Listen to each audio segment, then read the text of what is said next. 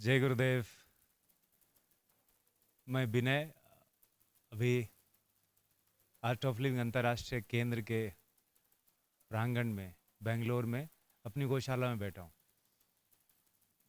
हमारे पास 19 प्रजाति की करीब करीब 2000 गायें हैं, करीब करीब, और रोज़ 4-5 बच्चे भी आते रहते हैं।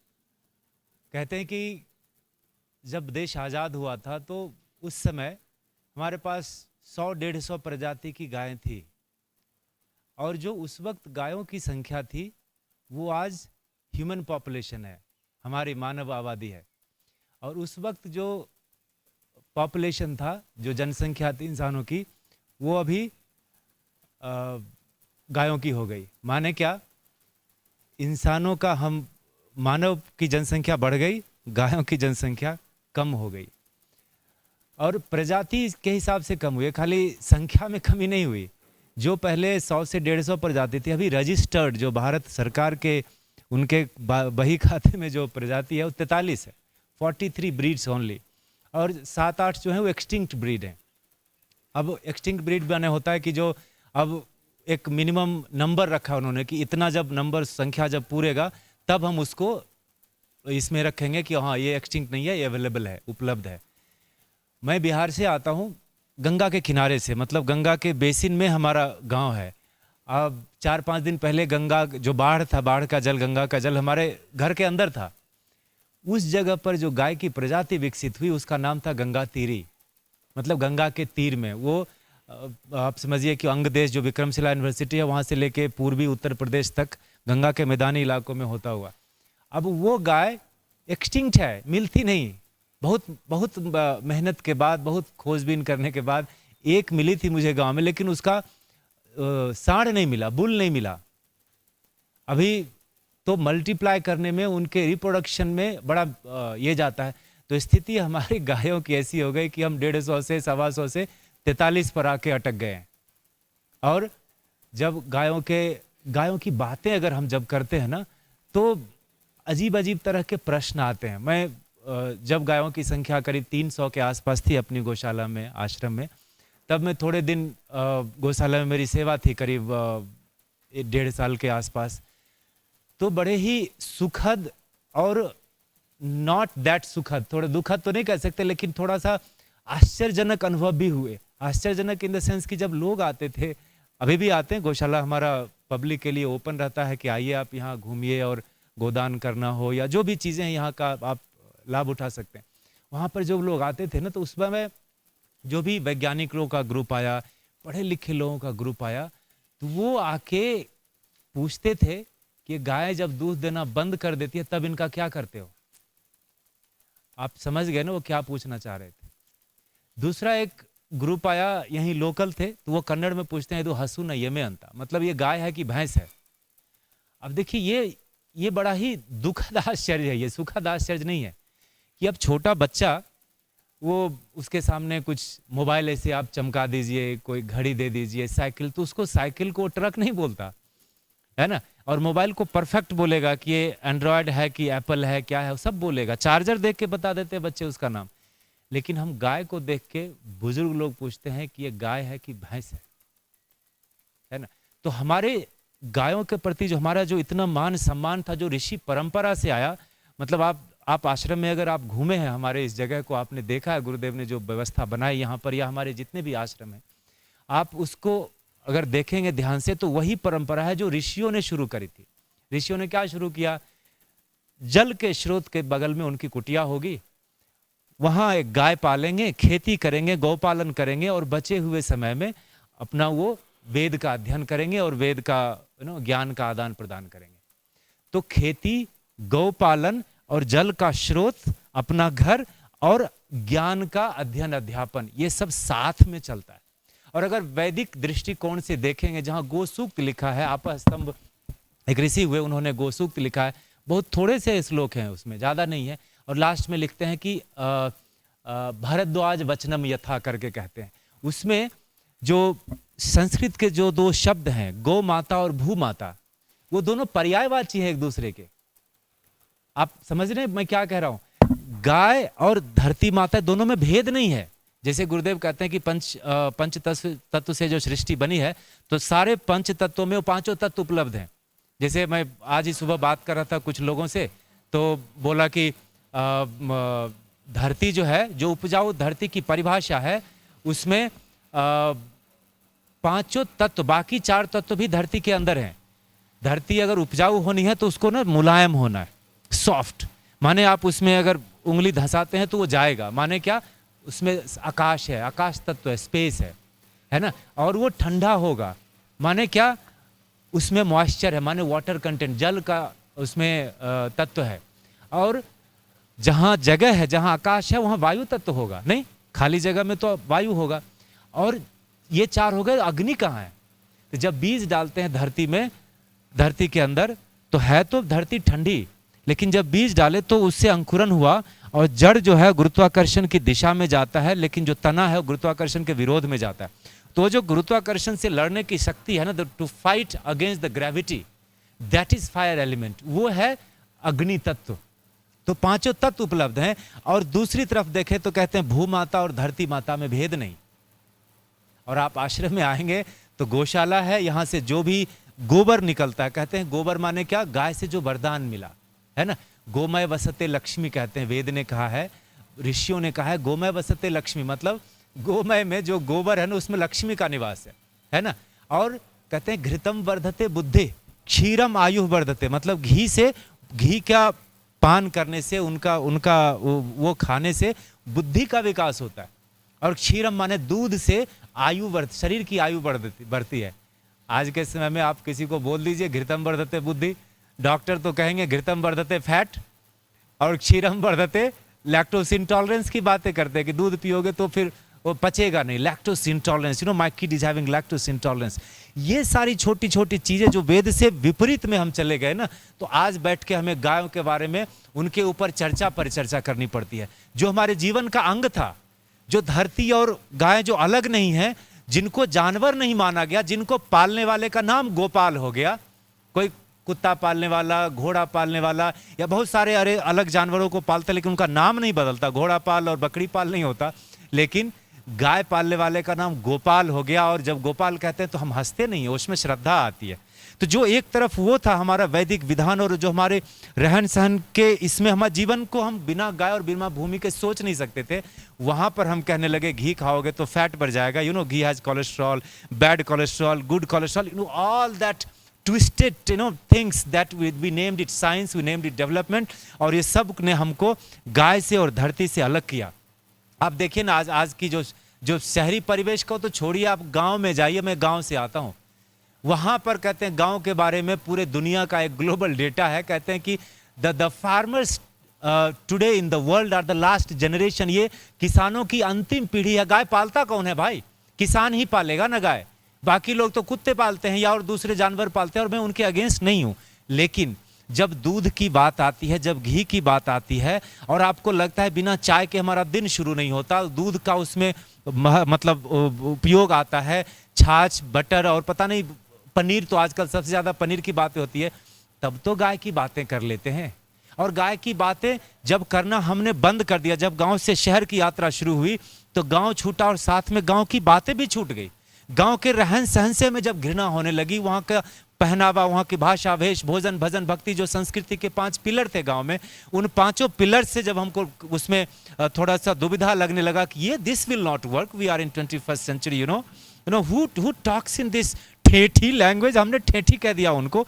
और वो जब ठेठी छूटा, वहां का रहन सहन छूटा, तो उसका जो प्रतिफल हुआ वो शरीर की कमजोरी, मानसिक विषाद, नो क्या बोलते हैं ना अंग्रेजी में, एंजाइटी, डिप्रेशन, जो शब्द जो एग्जिस्ट नहीं करता था, वो घर घर की बीमारी हो गई।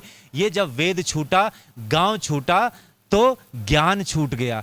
तब बैठ के बात करना पड़ता है कि गायें जब थी तो घर में सुख था, और अब जब बहुत सारी क्रांतियां आई देश में, कभी हरित क्रांति आई, कभी अलग अलग रंग की क्रांति आई, उजली आई, सफेद आई, पता नहीं क्या क्या, वो जो क्रांतियां आई ना, उन सब ने इस आग में और घी डालने का काम किया, गायों से हमको दूर करने का काम किया। आप थोड़ा डेटा आप गूगल में, परप्लेक्सिटी में, या जो भी सर्च इंजन आप यूज करते हैं, AI और वो सारी चीज लगा के आप देखिए, daily milk production in India जो रोज हमारा दूध का उत्पादन है वो कितना है और खपत कितना है। आप ये देखेंगे तो पता चल जाएगा कि कितना गैप है इसमें। गुरुदेव ने जो ये परंपरा शुरू करी आश्रम में गौ पालने की, वो आदिकाल से है। जब संत आते हैं धरती पर तो गाय से आश्रम का शुरुआत करते हैं। वो क्योंकि गाय ऑक्सीजन का स्रोत है।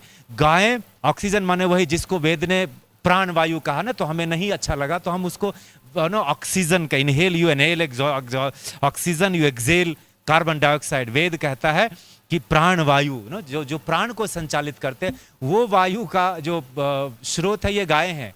तो जब आश्रम बनाते हैं तो वहां पर प्राण वायु को बढ़ाने की बातें, उनके स्रोत को रखते हैं, गायों को रखते हैं, और इनके द्वारा धरती हमारी उत्पादक शक्ति को मेंटेन कर पाती है। मतलब उनका क्या बोलते हैं, संवहन होता है, संवर्धन होता है भू धरती की उत्पादक शक्ति का। तो जब धरती उत्पादक होगी तो जल शुद्ध होगा और हवा भी ताजा होगी, तो the fertility of the earth, purity of water and freshness of air, जो ऑफ फैक्टर है ना, AWE, air water and earth, उसकी क्वालिटी विल बी ऑसम। तो इन तत्वों की क्वालिटी, उनकी गुणवत्ता को मेंटेन करने के लिए गायों का होना, द प्रेजेंस, कहते हैं ना कि बहुत बार आपके प्रेजेंस से काम हो जाता है। गुरुदेव से आपने बोलते सुना होगा, या आप भी जब साधक हैं, साधना करते होंगे तो आप देखते हैं कि आपके होने मात्र से चीजें सुलभ होने लगती हैं, सिचुएशंस बदलने लगते हैं अच्छाई की तरफ।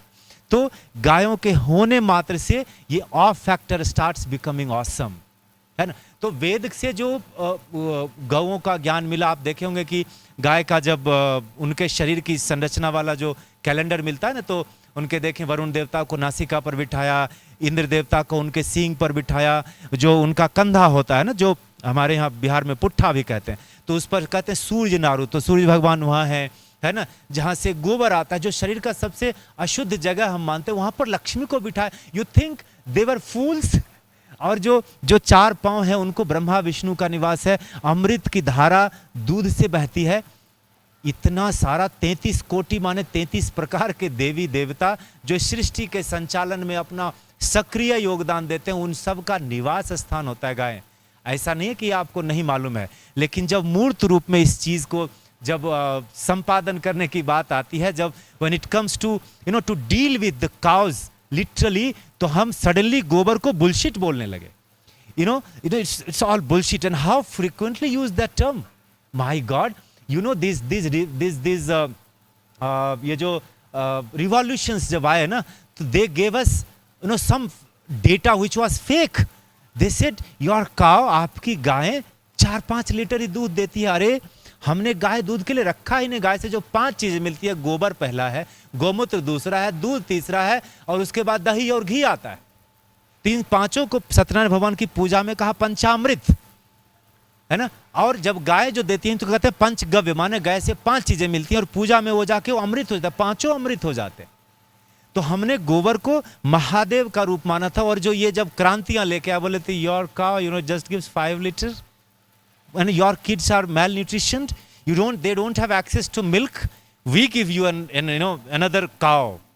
It was not cow, it was cow looking animal. वो गाय नहीं था, वो गाय जैसा दिखने वाला प्राणी था, और वो ला के दिया और बोला this thrice a day you have to milk. It doesn't go dry, it has lactation period doesn't end. Lactation period भी बोल रहे हैं और वो खत्म भी नहीं होता, वो भी बोल रहे हैं। एक दिन में 40 लीटर देती है। दूध की नदी बहा देंगे सर हम, कितनी दूध की नदी बह गई वो आपको भी पता है, हमको भी पता है, उनको भी पता है जो दूध की नदी लेके आए थे, है ना। दूध की नदी तो बही नहीं, हमारे गायों की प्रजातियां कम हो गई। और गाय जो हमने रखा था, गोवंश, गाय माने गोवंश, गोवंश को जो हमने रखा था खेती के लिए, मतलब हमारे धरती की उत्पादक शक्ति को मेंटेन करेगा, माने गो आधारित जो कृषि थी, माने गोबर आधारित कृषि थी, हमारा ध्यान गोबर पर था, इन्होंने हटा के दूध पर रख दिया। How swiftly, how intelligently they played with our faith, and they gave us the bread which was completely soaked in greed. गुरुदेव कहते हैं कि लोग 3 ही चीजों के आधार पर आपकी बातें मानेंगे, लोभ से, प्रेम से, भय से। उन्होंने हमें लोभ दिखाया। बेसिकली हमारा जीवन लोभ पर चलता है। मैंने भी कॉर्पोरेट में काम किया 1 दशक तक, तो थोड़ा सैलरी ज्यादा मिले तो 1-2 साल में चेंज कर लेते थे कंपनीज, क्यों, पैकेज बड़ा है, या फिर हेल्थ इंश्योरेंस वहां ज्यादा बड़ा दे रहा है। तो लोभ पर आधारित हमारा जीवन है। तो उन्होंने बोल दिया दूध ज्यादा देगी सर। तो हुआ क्या, दूध ज्यादा आया कि नहीं आया वो पता नहीं, या सबको पता है, गोबर पर से हमारा ध्यान जरूर हट गया। और जैसे ही गोबर पर से ध्यान हटा तो गायें कम होनी शुरू हो गई कृषि के क्षेत्र से, और वहां पर गायें दिखनी बंद हो गई खेत में। गाय पालोगे तो खेत में ना, आप संगमरमर के फर्श पर गाय नहीं रख सकते, वहां खुद रह लोगे, गाय नहीं रख सकते। गायों का स्थान होता है गौशाला। जैसे खाना बनाने का स्थान पाकशाला, वैसे ही गायों के रखने का स्थान है गौशाला। तो गौशाला ही खत्म हो गई और हमें cow looking animal which gives milk looking substance, जो दूध जैसा एक पदार्थ देती है और गाय जैसा दिखती है, पूरी दुनिया में उसको गाय नहीं कहा। कहीं भी Jersey cow, Holstein cow, Friesian cow, एक तो ब्रीड का नाम ही है बीफ मास्टर, वो काउ नहीं बोलते, खाली भारत में वो गाय शब्द जोड़ दिया। क्यों? वो जानते हैं कि भारतीयों के जनमानस से गाय का नाम हटा लेना बड़ा मुश्किल है, तो गाय जोड़ के दे दिया। तो हमें लगा ये भी वही है, वो भी सच और ये भी सच, वहीं हमें बेवकूफ बना दिया उन्होंने। और जब दूध जैसा दिखने वाला पदार्थ जब ज्यादा हो गया, पूरे देश में जब फैल गया, तब वो बोलते हैं, you know this milk is called A1 which is not fit for human intestine, and there is another milk which is called A2। अरे गाय का भी दूध A2, भैंस का भी दूध A2, बकरी का भी दूध A2। गाय माने देशी, पहले गाय ही होता था, जब विदेशी आया ना तब बोलना पड़ा देशी गाय। जैसे कि मैराथन में अकेले दौड़ रहे थे तो आप ही फर्स्ट करेंगे, जब एक से ज्यादा होंगे तब कोई सेकंड भी करेगा। वैसे ही जब अकेला यही गाय था तो गाय था, और उसके अलग अलग नाम थे। जैसे तमिलनाडु में सबसे ज्यादा ब्रीड 15 ब्रीड। यहाँ देखिए जहां पर हम बेंगलोर में बैठे हैं, वहां की गाय को हल्लीकर कहते हैं। थोड़ा मल्नाड गिड्डा मिलेगा, मैसूर की तरफ जाएंगे, नॉर्थ कर्नाटक जाएंगे तो आपको अमृत महल मिलेगा, फिर महाराष्ट्र में घुसते ही आपको खिलार मिलेगा। ये तीनों आइडेंटिकल है, लुक अलाइक है ना। ऐसे ही आप स्टेट बदलते जाइए, गायों का ब्रीड बदलता जाएगा और उनका स्टेचर जो फिजिकल अपीयरेंस है वो छोटे साइज से, मंझले साइज से, बड़े साइज से होता जाएगा। दूध का जो उनका ये होगा, मतलब जो मात्रा होगी वो भी बढ़ता घटता रहेगा, लेकिन वो सब में कॉमन होगा कि गोबर और गोमूत्र रोज मिलेगा, है ना। तो हमें बेवकूफ बनाया गया कुछ और दिखा के, गाय जैसा दिखने वाला प्राणी A1 A2 के झोल में फंसा दिया। पहले दूध तीन जानवर के हम दूध पीते थे फ्रीक्वेंटली भारत में, गाय, भैंस और बकरी, लेकिन तीनों को मिला के कभी नहीं पिया। अब विज्ञान के दृष्टिकोण से देखेंगे, तीनों A2 है, तीनों मिला के पी लो, और होता यही है। तो ये अवेयरनेस की बात है कि हम भले शहर में रहते हो, भले गांव में रहते हो, गाय नहीं पाल पाते हो या जो भी चीजें हैं, लेकिन वहां पर अगर हम गायों के बारे में ये बेसिक्स को जान लें तो क्या होगा, हमारा स्वास्थ्य वर्धन शुरू होगा। आप जरा सोचिए कि जब वेद ने कहा, माने जो वेद जो कहता है ना, जो कहा है वो समय सत्यापित है, it has been tested by time. जिसको समय ने सत्यापित किया है उसको और कोई झुठला नहीं सकता। तो वो सत्यापित करके कहता है घृतम वर्धते बुद्धि, घी से बुद्धि का विकास होता है। और आज सोचिए अगर कोई बच्चा जिसका IQ थोड़ा कम है, इंटेलिजेंट कोशेंट जिसको कहते हैं, वो अगर इंटेलिजेंस कोशेंट कम है थोड़ा सा, तो आपको लगता है कि वो जी पाएगा इस 99% स्कोर करने की दुनिया में? बड़ा मुश्किल होगा। वहां अगर बुद्धि का विकास हो जाए घी पीने से तो कितना अच्छा होगा। और हमने उसको ये विज्ञान और एलोपैथी और पता नहीं क्या क्या, ये जो विकास के नाम पर जो रोटियां फेंकी गई हमारे सामने, उसमें हमने इस बुद्धि के विकास की जो चीज थी उसको, उससे हमने किनारा कर लिया। और जो घी उपलब्ध कराने लगे वो सस्ते में दे दिए और हम कंफ्यूज कर गए। किसी को लगता है घी पीला होना चाहिए जी, किसी को लगता है घी का गंध ऐसा होना चाहिए जी, किसी को लगता है उसमें दाने होने चाहिए। अरे बना के तो देखो, दूध से दही, दही से मक्खन, मक्खन से घी, ये है तरीका वैदिक घी का। और वो घी जब जलता है तो उससे धुआं नहीं निकलता, it doesn't emit carbon. Can you believe? इसीलिए दादियां घर में कहती थी कि भगवान एक पोता दे दो, हम घी का दिया जलाएंगे। क्यों? उनके पास कैस्टर ऑयल नहीं होता था, तब तो दिया जलाते थे, सांझ में लालटेन बारते थे, जलाते थे तो केरोसिन होता था, सरसों का तेल भी जला, तो बोलते थे घी का दिया जलाऊंगे। क्यों? उसमें अशुद्धि नहीं है। We offer the most purest form of anything to the god, to the divinity, isn't it? तो घी सबसे शुद्धतम चीज है, उससे कार्बन माने गंदगी नहीं निकलती और उससे ऑक्सीजन निकलता है। कहते हैं, मैं 1-2 साल पंचगव्य का विद्यार्थी रहा, कहते हैं कि जब 25 ml छोटा सा, थोड़ा सा आधा चम्मच भी घी जब जलता है ना दिए में, तो उससे करीब करीब 2490 लीटर ऑक्सीजन निकलता है, O2, द प्राण वायु। तो इसीलिए गौशाला में जब आप आएंगे ना तो आपको मच्छर नहीं दिखेगा, आपको हर जगह गोबर है, नहीं तो गाय है। माने गोबर को हम गंदगी मानते हैं ना, आम भाषा में गोबर को गंदगी कहते हैं, लेकिन ये गोबर गंदगी नहीं है, गाय का वरदान है। तो यहां पर ये नहीं होता, मतलब क्या, बदबू नहीं होती। क्यों? ऑक्सीजन का बहुतायत है तो वहां बदबू नहीं है, यू नो। मच्छर नहीं होते, क्यों? जहां ऑक्सीजन का बहुतायत होगा वहां गंदगी नहीं होगी, तो गंदगी नहीं तो मच्छर भी नहीं होंगे। बाकी जगहों पर आप खेत में बैठे हैं तो हो सकता है मच्छर, लेकिन गौशाला में नहीं होगा। आप आए यहाँ, जब भी आपको अवसर मिले, आपके आपके जीवन में बहुत सारे त्योहार आते हैं, कभी जन्मदिन मनाते हैं अपना, कभी शादी की सालगिरह, बच्चे का जन्मदिन, दादाजी परदादाजी जो नहीं रहे शरीर में उनका हम तिथि मनाते हैं। ऐसे समय पर गौशाला जाइए, गाय का आशीर्वाद लीजिए। क्यों? साक्षात देवताओं का निवास है वहां पर। कुछ नहीं समझ में आता ना, तो गाय के ऊपर थोड़ा हाथ फेर के देखिए कि लगता कैसा है। गायों का थोड़ा उनके मुंह में बगल में थोड़ा हाथ दीजिए और उसको आप सूंघिए, एकदम न्यूट्रल स्मेल होता है, गंदगी नहीं होती। गाय के मुंह में गंदगी नहीं होती। यहाँ गायों को खिलाइए। गोदान महादान करते, कहते हैं जब जब इंद्र गए थे ना कर्ण से कवच कुंडल मांगने, याद होगा ना महाभारत में, जब उनको लगा कि अब अवश्यम भावी है, युद्ध होना ही है, जब कृष्ण भी वहां से न्योता दे के आ गए, शांति वार्ता फेल हो गई, जब ये हुआ तो कर्ण तो चारों तरह की वीरता खाली कर्ण में थी, दानवीर, शूरवीर, कर्मवीर, ज्ञानवीर।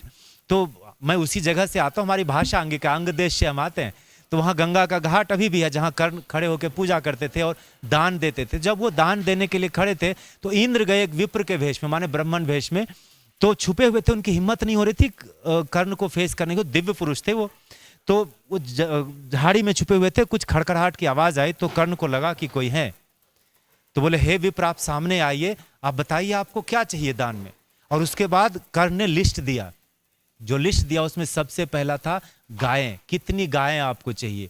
उसके बाद घोड़े, हाथी, अनाज, धन जो भी था। लास्ट में था उस वक्त की करेंसी, उस वक्त की मुद्रा सबसे लास्ट में थी, गाय सबसे पहले थी। दान में वही चीज देते हैं जो सबसे ज्यादा मूल्यवान हो, जिसका सबसे ज्यादा महत्व हो। कर्नाटक में अभी भी गाय को गोधना अंत हेल्तर है, कन्नड़ में गाय को गोधन अभी भी कहते हैं। तो चीजें पूरी तरह से खत्म नहीं हुई। संत आए हैं इस सृष्टि में, वापस आए हैं गुरुदेव और उनके जैसे सारे गुरु लोग, तो गायों को वापस स्थापित कर रहे हैं। हम सबका हाथ लगना चाहिए। जैसे गोवर्धन पर्वत उठ रहा था, कृष्ण ने उठा दिया था, छोटी उंगली से उठा दिया, फिर भी गोपी गोपी सबने अपना हाथ लगाया था। जिसने हाथ लगाया ना वो तर गए। आप भी हाथ लगाने के प्रयास में लगिए, है ना। हमारे दो हाथ ये शुभ काम में लगे। जब गाय का दूध पिएंगे, घी पिएंगे, जब गाय के गोबर से जो धरा हमारी उत्पादक शक्ति बढ़ेगी, शुद्ध अनाज उगेगा, भोजन जब यहाँ पचेगा, वायु ऊर्ध्वगामी नहीं होगी, जब मन शांत होगा तो हाथ से अच्छे कर्म होंगे। गुरुदेव कहते हैं पांव गरम, पेट नरम। नरम वही पेट होगा जो वेल डाइजेस्टेड हो, जो हमने समय पर चबा के अन्न को ब्रह्मा मान के, भगवान मान के प्रसाद रूप में जो ग्रहण किया, वही चीजें पचती हैं। जब पचेंगी तो मगज ठंडा होगा, माने यहाँ विचार सब सात्विक आएंगे, तब इन हाथों से अच्छा काम होगा। और वो जब अच्छे काम होंगे तो गाय की प्रजाति और अब कम नहीं होगी। नहीं तो कितना देती है कितना देती है कहते कहते गाय को हमने मोटरसाइकिल बना दिया, इसका माइलेज पूछने लगे। हमसे लोग पूछने आते थे, उब गया ये सुनते सुनते, ये देती कितना है। तो मैंने एक दिन बोला गोबर की गोमूत्र, नहीं मैं दूध की बात कर रहा था। मतलब दूध के लिए हमने रखा ही नहीं, हमने लिए दूध के लिए अगर रखा होता तो गाय के सारे बच्चे कमजोर होते। आप एक घूम के दिखा दीजिए, पूरी गौशाला ओपन है, कोई बच्चा कमजोर दिखे। क्यों? क्योंकि आधा वो पीता है, आधा हम लेते हैं, है ना। बार्टर सिस्टम जो कहते हैं ना, ये बस जीवन चलता है आदान और प्रदान पर। आप सांस लेते हैं तो सांस छोड़ पाते हैं, या सांस छोड़ते हैं तो सांस ले पाते हैं, जैसा भी समझिए। तो गाय आधा उनका आधा हमारा, है ना। और उसका फिर लैक्टेशन पीरियड होता है, वो फिर गर्भ धारण करती है, सब कुछ होता है। इनका 9 महीने का गर्भकाल होता है। आप मानेंगे इस बात को? No wonder the milk of the cow is considered the closest milk of the mother. अपनी माँ के दूध के बाद अगर कोई दूध है जो सबसे नजदीक है, वो गौ माता का दूध है। इसीलिए माँ कहते हैं, गाय को माँ कहते हैं, धरती को माँ कहते हैं, अपनी माँ को माँ कहते हैं। कोई चौथा माँ नहीं होता, माँ सी होती।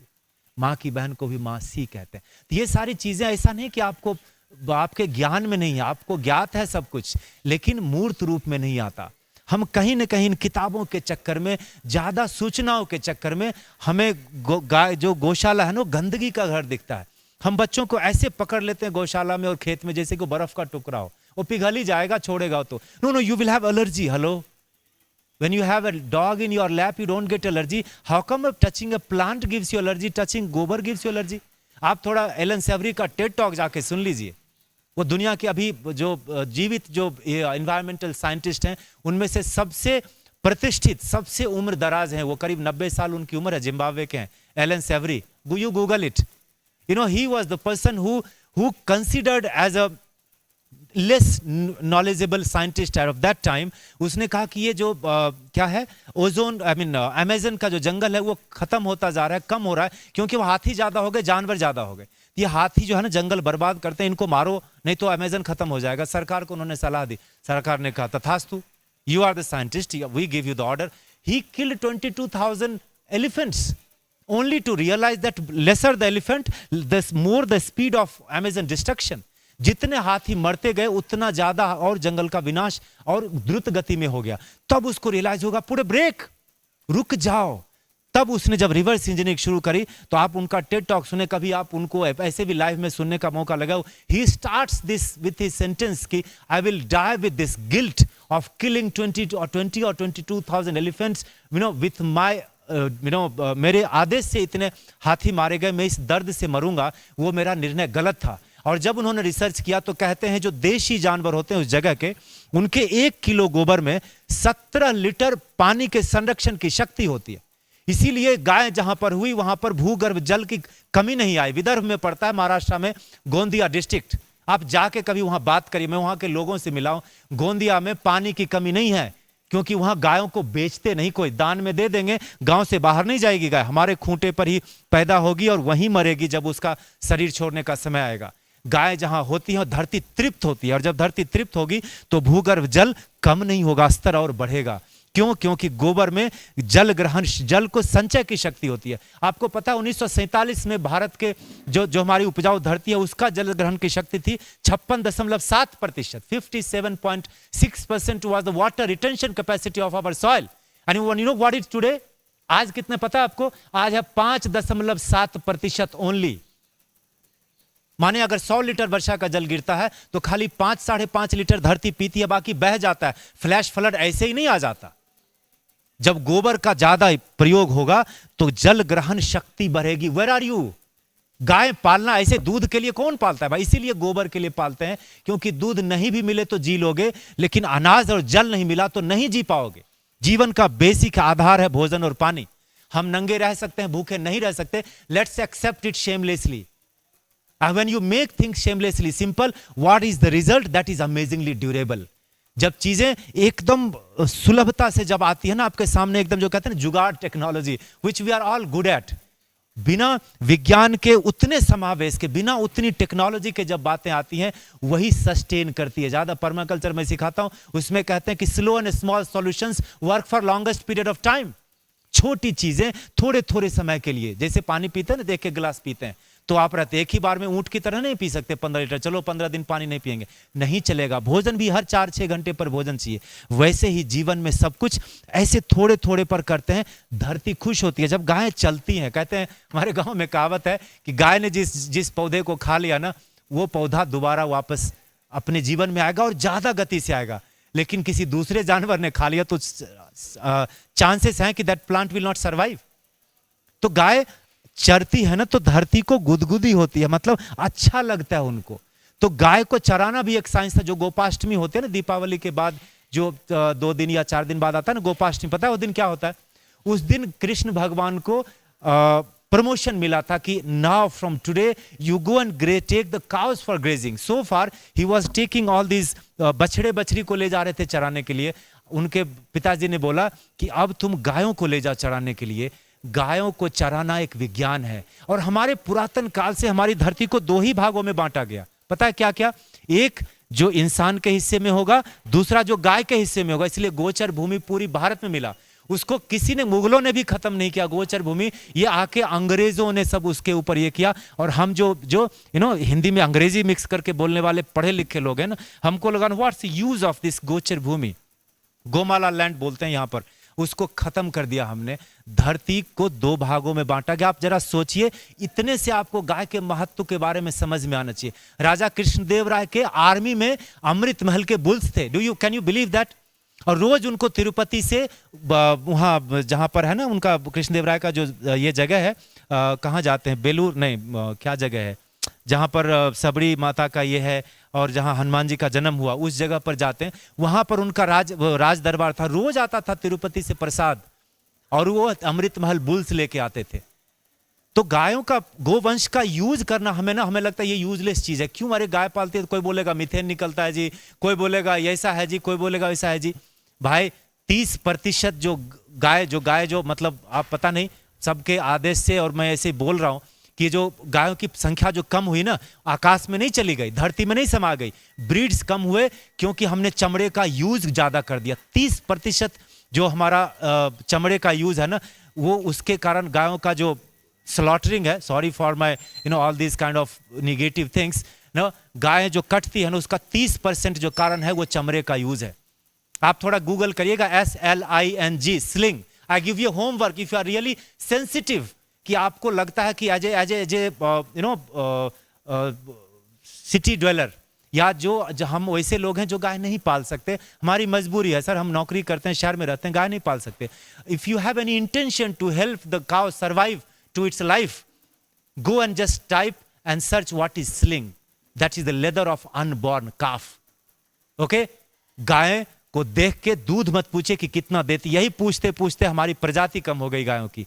ये पूछिए कि इनसे गोबर कितना रोज का आता है, गोमूत्र कितना आता है। कोई शरीर में ऐसा बीमारी नहीं जो गोमूत्र के भक्षण से उनको पीने से ठीक नहीं हो जाए। और ऐसे हजारों निदर्शन पर हैं, ये कोई मैं यहाँ कुछ प्रूफ करने के लिए नहीं बैठा हूँ। अमेरिका ने जब पेटेंट लेके गोमूत्र पर रखा है, तो हम और आप अगर उसके ऊपर विवाद खड़ा करें, लॉजिक इलॉजिक की बात करें, तो ये तो मूर्खता ही होगी, है ना। तो coming back to the intention, if you have how to help the cow survive, तो मैंने एक बार ऐसे कभी बात करी थी कि help the farmer remain a farmer, वैसे ही help the cow to live its life to the fullest. 25-30 साल इनका उम्र होता है, इनका जीवन होता है, तब तक ये जीवित रहें। उसके लिए जब भी आपको अवसर मिले आप जाइए, वहां पर आप अपना जन्मदिन मनाइए, गायों को ग्रास दीजिए।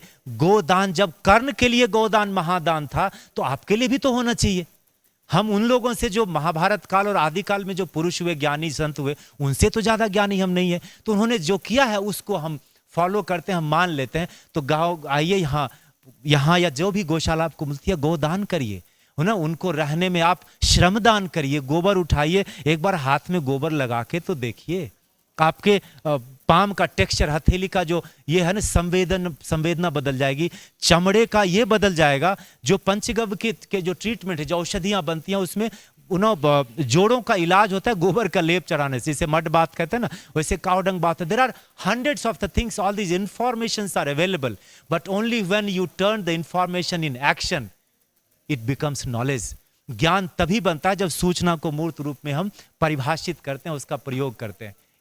तो एक दिन बिताइए तो हमारी गौशाला में, और देखिए तो सही कि अलग अलग प्रजाति की गायों में अंतर क्या है, कैसे पहचानेंगे। आपको अगर मान लो आपका ग्वाला दूध दे जाता है, दूध देने वाला देता है और बोलता है हाँ देशी का है, तो आप उसकी गौशाला में जाइए तो आप पहचानेंगे कैसे कि जो जिस जानवर के बारे में बोल रहा है वो गाय, वो देशी है। तो आके यहाँ जब घूमेंगे, थोड़ा समय बिताएंगे, आपको पता चल जाएगा कि इनका गल कंबल होता है, मतलब गले के नीचे ये होता है। इनका सींग, गुरुदेव ने एक बार बोला, गायों का सींग मारने के लिए नहीं होता आपको, वो आगे की तरफ नहीं आता, पहले वो पीछे जाता है, फिर वहां से आड़ा तिरछा होगा।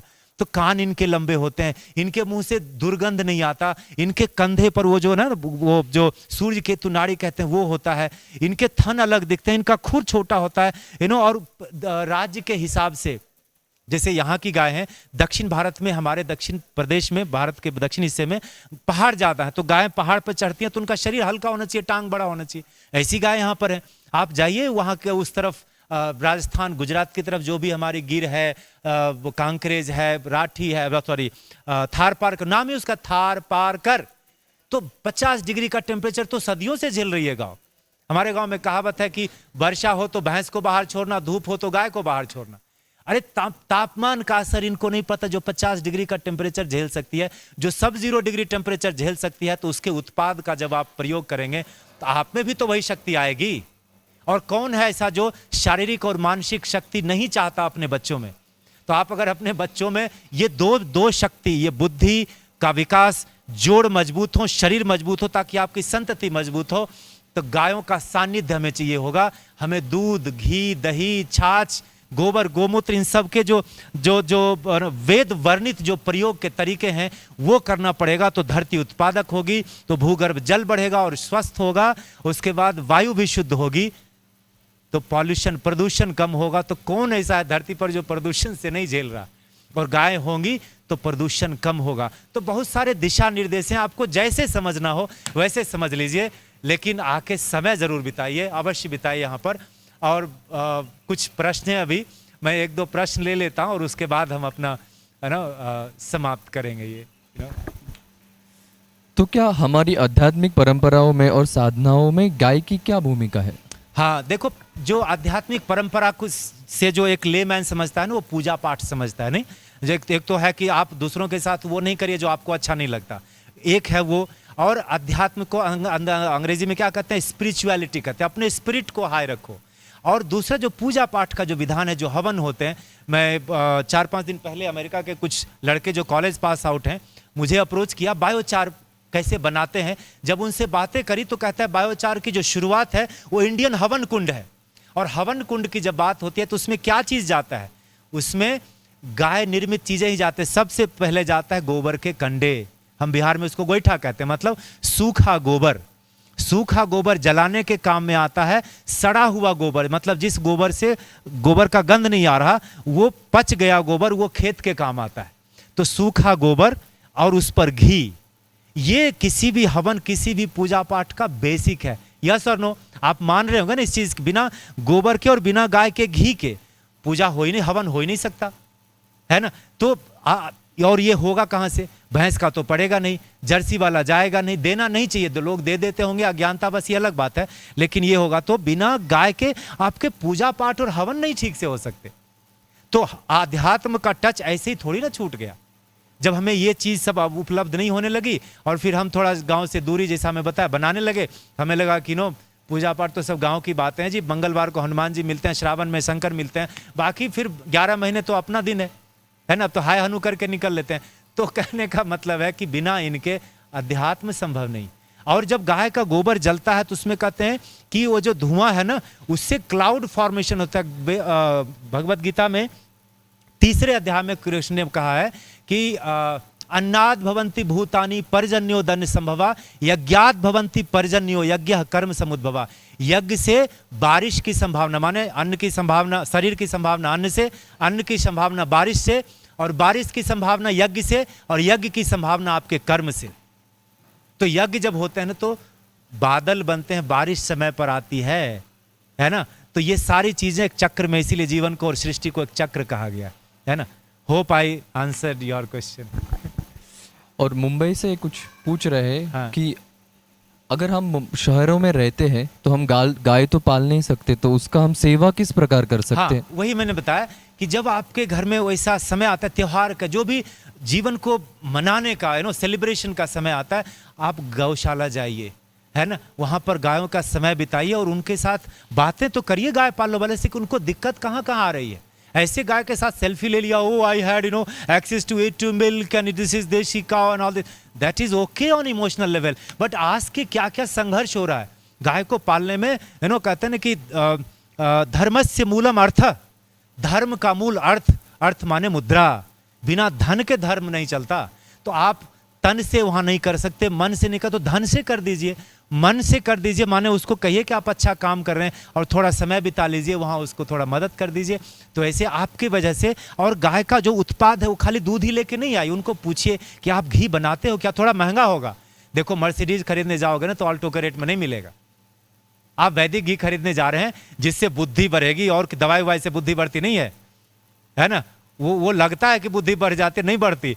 तो जब आप बुद्धि बढ़ाने की बात कर रहे हैं तो वैसा उनको रेट दीजिए, क्योंकि 1 लीटर घी के लिए 30 लीटर दूध लगता है सर, और देशी गाय का दूध 100 रुपये लीटर बिकता है, तो 3000 तो ऐसे हो गया, है ना। तो जो सस्ते में बेच रहा है तो वो दूध, वो घी नहीं होगा। तो उनसे आप घी लेके आइए। आप अग्निहोत्रा सीख लीजिए, हमारे वीडियोस के इससे ही ई लर्निंग में जाके देखिए, अग्निहोत्रा के सेशंस हैं। आप घर में अग्निहोत्र करिए, ऑक्सीजन का मात्रा बढ़ेगा, तो वहाँ पर गोबर के कंडे लगेंगे, तो आप गोबर खरीद लीजिए उनसे।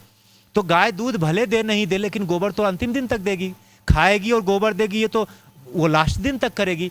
तो गोबर खरीद लीजिए, उनसे छाछ ले लीजिए, दूध ले लीजिए, घी ले लीजिए और इसकी जानकारी भी लीजिए। ये सब करेंगे तो पुण्य तो ऐसे ही आपको बोनस में मिलेगा, है ना। हाँ।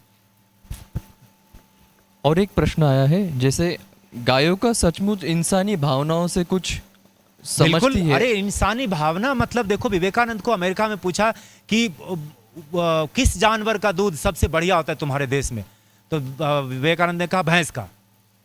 तो वो तो मजे ले रहा था अंग्रेज, तो बोला अरे हमने तो सुना कि गाय का होता है बढ़िया, आप बोल रहे भैंस का। तो बोले तुमने पूछा ही गलत, तुमने पूछा जानवर का दूध। गाय जानवर थोड़ी ना, जानवर भैंस है, गाय तो माता है।